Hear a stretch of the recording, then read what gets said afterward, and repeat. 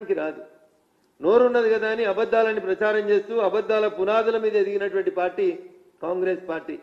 6 హామీలు 420 కమిట్మెంట్లు ఎడిపోయినాయి. 6 గ్యారంటీలు 420 హామీలు ఎడిపోయినాయి. కాంగ్రెస్ పార్టీ ఇచ్చినాయి.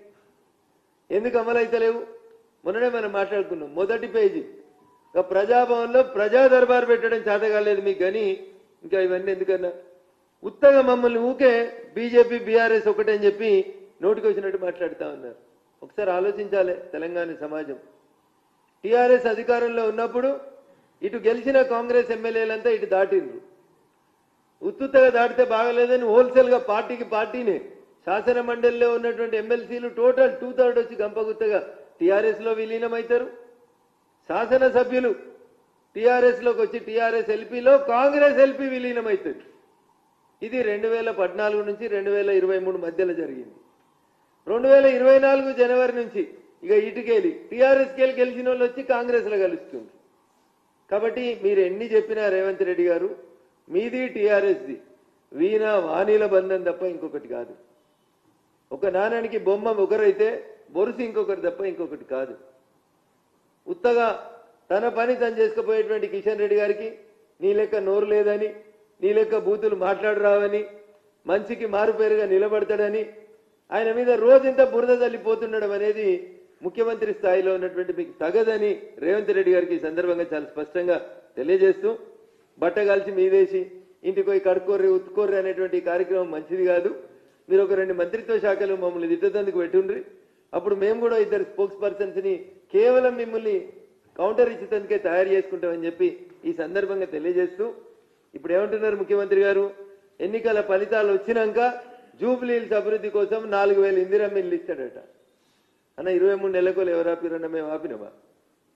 ఎందుకు వేయలేదన్న 23 నెలకోలే? చచ్చిపోయిన మాగంటి గోపీనాథ్ గారు ఆపిర్రా? కేటీఆర్ ఆపిండా? ఎవరు ఆపినరు? ఎందుకు 4000 ఇందిరమ్మ ఇల్లు ఇచ్చేందుకు మిగతా అన్ని జిల్లాలలో ఇచ్చిర్రు కదా.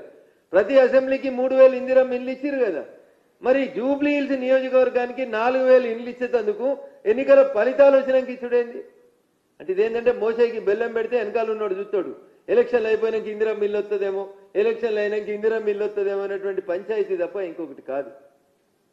అందుకని గెలుస్తాం ఓడుతాం రాజకీయాల్లో. ప్రజలు ఆశీర్వదిస్తే ఎన్నికలైనా ఉప ఎన్నికలైనా గెలుస్తాం.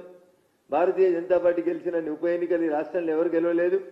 టీఆర్ఎస్ అధికారంలోకి వచ్చినాక ఖమ్మం జిల్లా దగ్గర నుంచి మొదలుకుంటే, నల్లగొండ జిల్లా నుంచి మొదలుకుంటే, మా మెదక్ జిల్లా నారాయణఖేడ్ దాకా 7 ఉప ఎన్నిక జరిగినా మీ కాంగ్రెస్ సిట్టింగ్ స్థానాలను అన్నింటినీ కోల్పోయింది. కానీ భారతీయ జనతా పార్టీ ఎన్ఎం శ్రీనివాస్ గారెడ్డి దగ్గర నుంచి మొదలుకుంటే, ఎండల లక్ష్మీనారాయణ గారి దగ్గరికి, రఘునందన్ రావు దాకా, ఈటల రాజేందర్ దాకా పోటీ చేసినా ఉప ఎన్నికలలో గెలిచినటువంటి చరిత్ర భారతీయ జనతా పార్టీ. కాబట్టి భయం పట్టుకొని ఏది పడితే అది మమ్మల్ని తిట్టడం సమంజసం కాదు. ఓట్ల కోసం స్థాయి దిగజార్చుకోవద్దు ముఖ్యమంత్రి గారు. ముఖ్యమంత్రి అనేటువంటి పదానికి ఉండేటువంటి హోదాను, గౌరవాన్ని, స్థాయిని గుర్తుంచుకొని మాట్లాడు తప్ప 4 ఓట్ల కోసం చిల్లర మాటలు మాట్లాడి ఆ పదవి స్థాయిని, మీ స్థాయిని తగ్గించుకోవద్దని ఈ సందర్భంగా ముఖ్యమంత్రి గారికి హితవు పలుకుతూ, 12వ తారీఖు చాయిస్ ఈజ్ యువర్స్. వేదిక కూడా మీదే. ఒకరిని రమ్మంటే ఒకరమే వస్తాం, ఇద్దరిని రమ్మంటే ఇద్దరమే వస్తాం. కాళేశ్వరం పంచాయతీ, పీసీ ఘోష్ కమిషన్ నివేదిక, మీరు ఏ దాని మీద చర్చించేందుకైనా కిషన్ రెడ్డి గారి తరఫున పార్టీ నుంచి ఎవరిని రమ్మన్నా వస్తాం.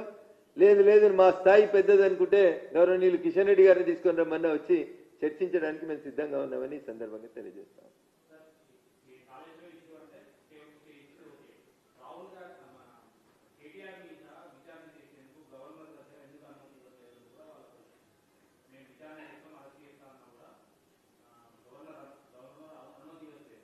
ఈ దేశంలో భారత రాజ్యాంగం అమల్లోకి వచ్చినట్టు నుంచి ఇయ్యలటి దాకా అజయన్న చాలా మంది ఎమ్మెల్యేలు, చాలా మంది ఎంపీలు, చాలా మందిని అర్ధరాత్రి అపరాత్రి అని తేడా లేకుండా అధికారంలో ఉన్నటువంటి పార్టీలు అరెస్ట్ చేసినాయి, రిమాండ్ చేసినాయి. ఆడలేక మధ్యలో ఓడిందని మీకు అరెస్ట్ చేసేది ఇష్టం లేక దానికో కుంటి సాకు ఎత్తుక్కొని ఎవరో చెప్పిర్రని గవర్నర్ అనుమతి అడిగినాం. ఎందుకన్నా ఎమ్మెల్యేని అరెస్ట్ చేస్తే గవర్నర్ అనుమతి కావాలా? ఏడున్నదన్నా ఎమ్మెల్యేని అరెస్ట్ చేస్తే గవర్నర్ అనుమతి కావాలని? మరి అట్లంటే రాజాసింగ్ గారిని రిమాండ్ చేసినప్పుడు ఇదే కాంగ్రెస్ ప్రభుత్వమో అదే టీఆర్ఎస్ ప్రభుత్వమో గవర్నర్ అనుమతి తీసుకుందా అన్న? ఈ రాష్ట్రంలో ఈ దేశంలో ఏ ఎమ్మెల్యే అరెస్ట్ కాలేదన్న? వాళ్ళందరి అనుమతులకి గవర్నర్లు అనుమతులు ఇచ్చిర్రా అన్న వాళ్ళందరి అరెస్ట్లకి? మేము ఏదైనా కార్యక్రమాన్ని పోతుంటాం, అర్ధరాత్రి అపరాధాన్ని మమ్మల్ని ఎత్తుకపోతలేరా అన్న పోలీసులు? అరెస్ట్ చేస్తలేరా? చట్టంలో ఎక్కడైనా ఒక లొసుగు కనబడితే ఆ లొసుగును అడ్డం పెట్టుకొని కేసీఆర్ని కేటీఆర్ని అరెస్ట్ చేయకుండా ఆపుతుందే నువ్వు వచ్చి ఎందుకు అనుమతి ఇస్తలేరు? అనుమతి ఎందుకన్నా? అనుమతి పంచాయతీ ఎందుకు వచ్చింది? నీ దగ్గర ఆధారాలు ఉన్నాయి కదా, నువ్వు రిమాండ్ చేయి, కోర్టు తేలుస్తుంది. ఈ దేశంలో ఎవ్వరు ఎమ్మెల్యే అరెస్ట్ కాలేదా? మీకు తెలిసి మీడియా మిత్రులే కదా మీరంతా. ఈ దేశంలో ఏ ఎమ్మెల్యే అరెస్ట్ కాలేదా? ఏ ఎంపీ అరెస్ట్ కాలేదా? రేవంత్ రెడ్డి గారిని అరెస్ట్ చేసిన రోజు పోనీ గవర్నర్ అనుమతి తీసుకుంటే ఆ రోజు కేసీఆర్. ఇలా కేటీఆర్ని అరెస్ట్ చేయమంటే గవర్నర్ అనుమతి ఇస్తలేడు. బీజేపీ వాళ్ళు అంతే పడుతున్నారు. మధ్యలో మాకేం పంచాయతీ అన్నా? నీకు చేత కాకపోతే మా 8 మంది ఎమ్మెల్యేలు ఉన్న మమ్మల్ని పాలించమని మా కేబినెట్ ముఖ్యమంత్రి పదవి ఇచ్చేయి, ప్రశాంతంగా మేము ఎవరెవరిని అరెస్ట్ చేయాలో మేము చేస్తాం. ప్రజలు నీకు మ్యాండేట్ ఇచ్చిర్రు.